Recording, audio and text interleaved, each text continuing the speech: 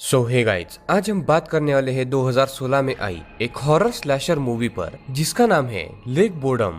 इस मूवी की कहानी बहुत ही बेहतरीन है जो सिर्फ ट्विस्ट एंड टर्न से भरी हुई है और आपको इसे देखने में काफी मजा आएगा। तो गाइस, मैं आपसे एक रिक्वेस्ट करता हूँ कि प्लीज इस वीडियो को ज्यादा से ज्यादा शेयर करें। आजकल जैसा कि आप लोग देख सकते हैं हमारे व्यूज डाउन हो रहे हैं, तो अगर आपने इस वीडियो को शेयर किया तो आप लोगों के एक शेयर से हमारे कई सारे व्यूज बढ़ सकते हैं। तो प्लीज सपोर्ट करें। ऑल्सो अगर आप इस चैनल पर न्यू हैं तो चैनल को सब्सक्राइब करके बेल आइकॉन ऑल पर कर दे ताकि आपको ऐसी ही इंटरेस्टिंग वीडियोस की नोटिफिकेशन मिलती रहे। तो अब बिना देर किए चलते हैं सीधा वीडियो की तरफ।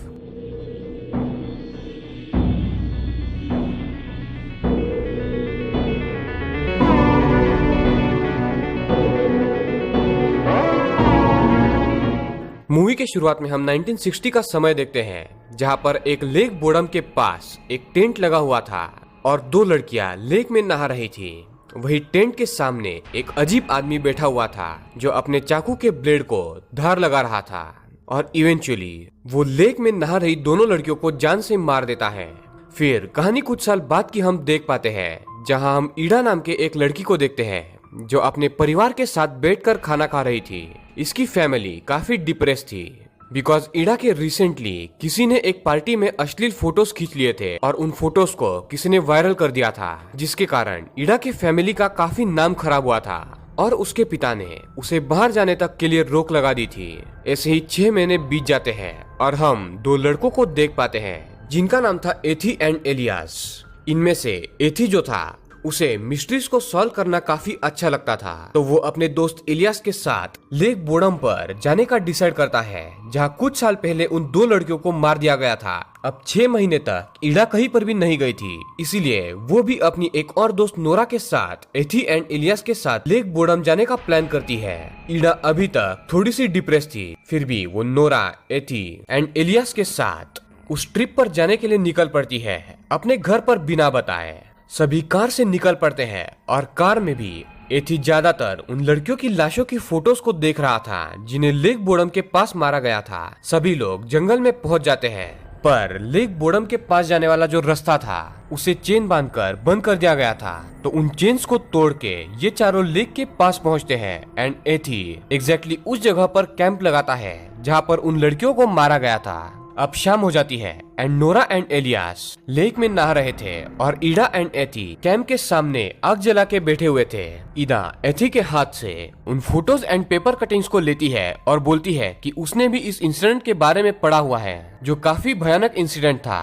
तब तक वहाँ पर नोरा एंड एलियास भी आ जाते हैं, तो एथी बोलता है कि उसने इस खूनी के बारे में एक बात तो ढूंढ ली है कि असल में ये खूनी इसी जंगल में रहने वाला था जिसे बाहर के लोग यहाँ पर आना पसंद नहीं था और इसीलिए उसने उन लड़कियों को जान से मार दिया। इस खूनी की एक और बात ये थी कि वो अपने टारगेट्स को जंगल में पेड़ों के बीचों से देखता रहता था और सही मौका देख के उन्हें जान से मार देता था। और अगर वो खूनी अभी भी जिंदा है तो वो प्रोबेबली अभी हमें ही देख रहा होगा और मौके की तलाश में होगा कि कब वो हमें मारे और उसे यही पता लगाना है कि वो खूनी अभी तक यहाँ पर है या नहीं। इसकी ये बातें सुन के पहले तो नोरा एंड एलियास सोने के लिए चले जाते हैं और एथी एंड ईडा अभी भी कुछ बातें कर रहे थे, पर थोड़ी ही देर में दोनों टेंट में जाने का डिसाइड करते हैं। तो जब एथी आग बुझा रहा था तो ईडा को जंगल में एक टॉर्च लाइट दिखती है, पर उसे वो इग्नोर कर देती है। यानी कि गाइस, असल में जंगल में कोई तो था जो इन पर नजर रखे हुए था। इस बात को इग्नोर करके चारों लोग टेंट में जाके सो जाते हैं। रात में नोरा वॉशरूम जाने के लिए जंगल में जाती है तो इलियास उसके पीछे उसके सेफ्टी के लिए जाता है। अब टेंट में सिर्फ ईडा एंड एथी थे, तभी कोई इनके टेंट पर एक बड़ी सी टहनी फेंक देता है। तो एथी को लगता है कि ये काम इलियास का होगा जो उसके साथ मजाक कर रहा है, इसीलिए वो बाहर आके देखता है तो वहाँ पर कोई भी नहीं था। एथी टेंट में आके ईडा को बोलने लगता है कि ये इलियास का काम है जो नोरा के साथ मिलके मजाक कर रहा है और हमें डरा रहा है। और वो ये सब कुछ बोल ही रहा था कि कोई पीछे से आके एथी के पीठ में चाकू घुसा देता है और उसे मार के वहाँ से चला जाता है। एथी तड़पने लगता है और खून देख के ईडा चिल्लाने लगती है। आवाज सुन के नोरा एंड इलियास भी वहाँ पर आते हैं और मरने की हालत में एथी को मदद बुलाने के लिए उसे वहीं पर छोड़ के कुल्हाड़ी लेके बाहर की तरफ जाने लगते हैं ताकि वो जंगल के बाहर जाके किसी को मदद के लिए यहाँ पर बुला पाए। तभी रास्ते में चलते हुए नोरा के पैर में मोच आ जाती है, तो वो वही जंगल में रुक के इलियास एंड ईदा को मदद के लिए आगे जाने के लिए बोलती है। जब ईदा एंड इलियास चल रहे थे तो इलियास ईदा को बोलता है कि उसने कुछ पता करने की कोशिश की और उसे ये पता चला है कि असल में 6 महीने पहले उस पार्टी में तुम्हारी किसी ने अश्लील फोटोज खींची ही नहीं थी, और ये बात ऐसे ही फैलने लगी और किसी ने ये अफवाह उठाई थी कि पार्टी में ईदा के अश्लील फोटोज किसी ने लिए हैं।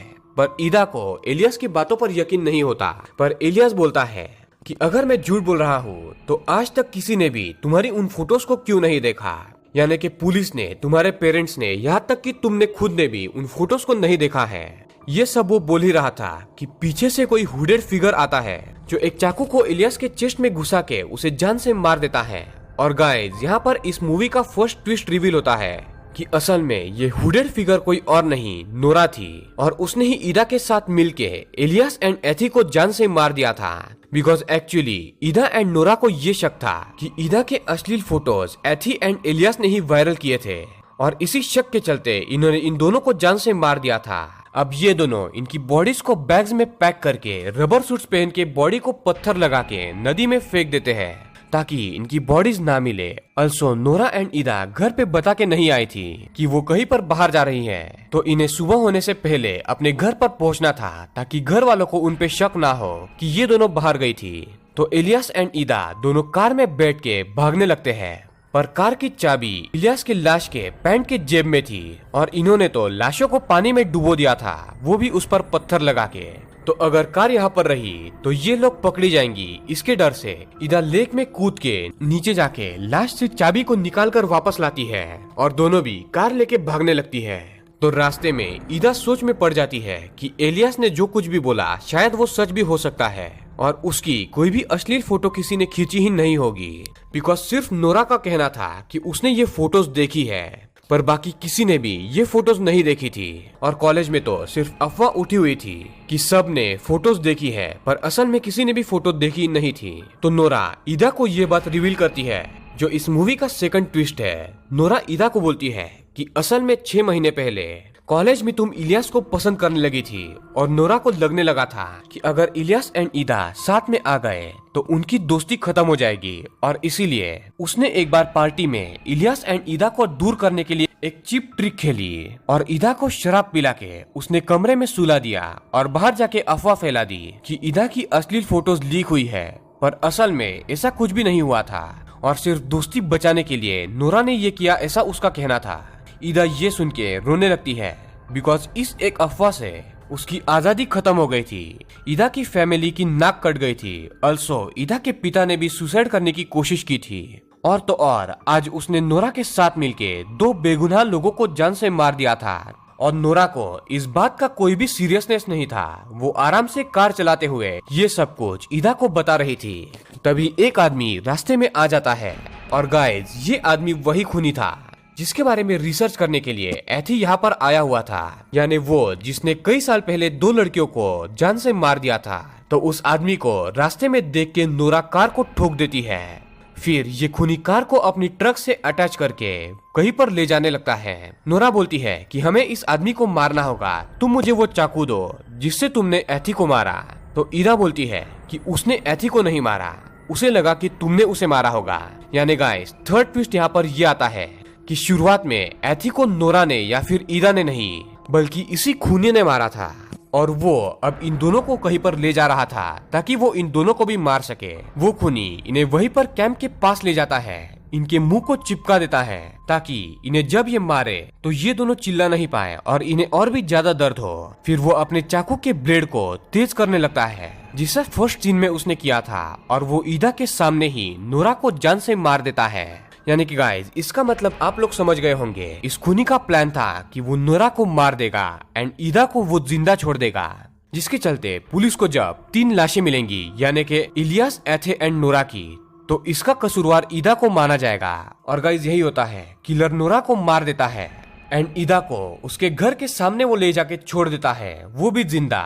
और जब पुलिस को खबर लगती है, उन्हें लेक से लाशें भी मिलती है एंड ईदा को खूनी घोषित किया जाता है, बिना उसकी कोई बात सुने, बिकॉज ईदा के पास मोटिव था इन तीनों को मारने के लिए, उसके अश्लील फोटोज वायरल करने का, तो ईदा को सजा हो जाती है। एंड देन कई महीनों बाद हम ऐसे ही एक और ग्रुप को देख पाते हैं जो जंगल में ईदा की मिस्ट्री सॉल्व करने के लिए यहाँ पर लेक बोडम के पास आते हैं। और ये जो खूनी था वो जंगल से इन्हें देख के अपने चाकू की धार को तेज करने लगता है, यानी कि वो अब इस ग्रुप को भी जान से मार देगा। एंड इसी के साथ ये मूवी यहाँ पर एंड हो जाती है। तो दोस्तों आपने इस मूवी में देखा कि कैसे बिना कुछ किए ही एंड में इस असली खूनी ने ईदा को फंसा दिया। और गाइज वैसे तो बोला जाए तो शुरुआत से ही ईदा को सभी लोग फंसाते आ रहे हैं। पहले नोरा ने अश्लील फोटो के बात को फैला के बेचारी ईदा को फंसा दिया। देन इलियास को मारने के लिए नोरा ने उसे उकसाया, जबकि इलियास एंड एथी की कोई भी गलती नहीं थी। एंड नोरा एंड ईदा ने इन दोनों को जान से मार दिया। अल्सो ये जगह ऐसी थी कि यहाँ पर पहले से ही एक खूनी मौजूद था। वो नोरा को एंड एथी को जान से मार देता है एंड सबके मौत का इल्जाम ईदा पर लगा देता है। एंड ये मूवी यहाँ पर एंड हो जाती है। तो दोस्तों ये थी लेक बोडम मूवी की डिटेल एक्सप्लेनेशन। आई होप कि आपको ये वीडियो अच्छी लगी होगी। तो दोस्तों इस वीडियो को लाइक करें, चैनल को सब्सक्राइब करके बेल आइकन ऑल पर कर दे। अल्सो गाइस इस वीडियो को ज्यादा से ज्यादा शेयर करें ताकि हमारे व्यूज इंक्रीज हो। तो दोस्तों मिलते हैं ऐसी किसी अगली इंटरेस्टिंग वीडियो में, तब तक के लिए पीस आउट।